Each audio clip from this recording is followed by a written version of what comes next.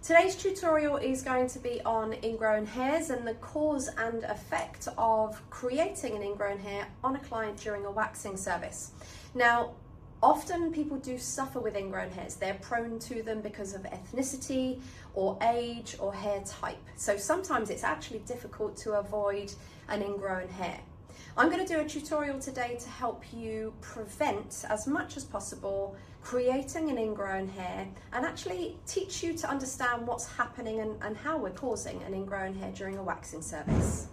When we're removing hair from our clients, we're working with two hair types: terminal hair, which is thicker and coarser, and vellus hair, which is thinner and finer. Why is this relevant? Because there are pros and cons to waxing incorrectly either of those two hairs, and one of the results may end up being an ingrown hair. So first of all, just having a little look at how the hair sits in the follicle and the direction that the hair lays within that follicle. So just a very basic drawing to help you understand the skin, the follicle, and then the hair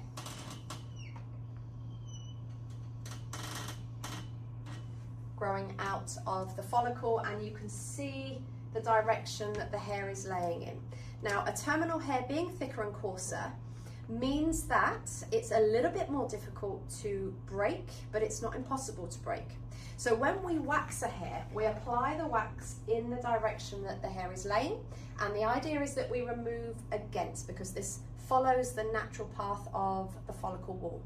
If we wax a hair incorrectly, we're likely to overstretch that hair, and at some stage along the hair shaft, there's going to be a weakness and there will occur a break.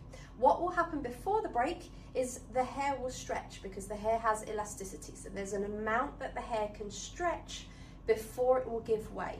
Now let's suppose that we stretch the hair and it gives way around here, and this top bit of hair is snapped off. The lower part of the hair that's still connected will curl back down into the hair follicle, almost like when you're doing a present and you put a ribbon and you use scissors on the ribbon to create that curl. The same thing will happen to a hair once it's overstretched. It will give and it will coil back into the follicle. But what's happening down here is the source that still feeds the hair is still enabling it to grow.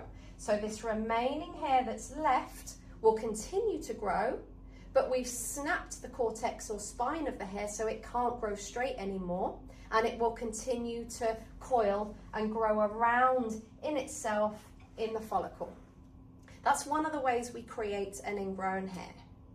The second way we can create an ingrown hair, and this usually occurs more with the terminal hair because it is thicker and coarser, is that we tear the follicle wall by waxing the hair in the wrong direction. So these lovely straight walls that support and guide the hair to grow out where it needs to out of the skin, we tear that because we've pulled the hair in the wrong direction, and therefore we deform the follicle wall.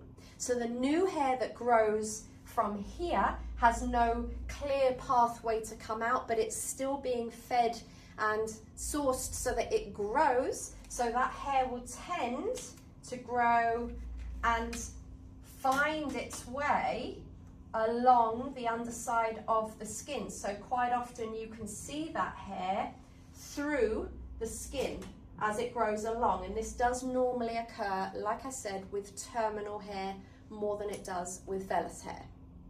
So prevention, how do we reduce the risk of creating or causing an ingrown hair?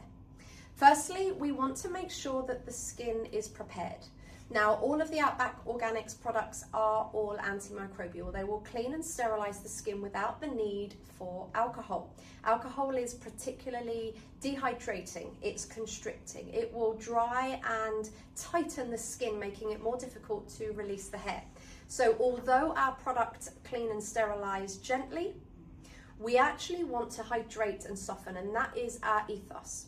So with the Outback Organics Gel Cleanser, which contains rosehip amongst other things. We're looking to really hydrate and soften this whole skin and follicle area so that we create a spongy area for the hair to almost rebound off of, so that we reduce the effect or the possibility of being able to tear the follicle wall. The second part of preparation is to use the Outback Organics botanical oil, which has got an organic argan oil base with a teeny tiny molecule designed to actually penetrate into the skin and continue that softening and hydrating effect on the skin, so that we're really making it very soft for the hair, so as least resistance as possible during a waxing treatment.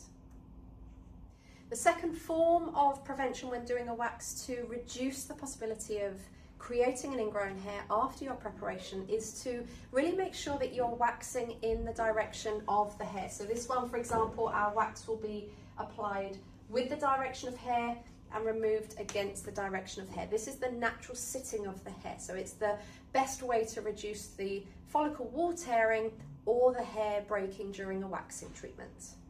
For those clients who do inherently suffer with ingrown hairs, regardless of preparation or direction that you are waxing in, we do have a solution that they can use at home, which is the Outback Organics Ingrown Hair Serum, which is extremely gentle, salicylic acid, so a gentle enzyme to help clear away the pathway of the follicle that may be blocked with either old oil, skin or skin cells.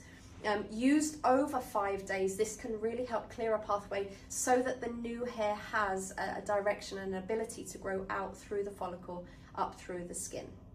If you need any support or troubleshooting with any of the areas of your waxing service, then I do offer Zoom calls.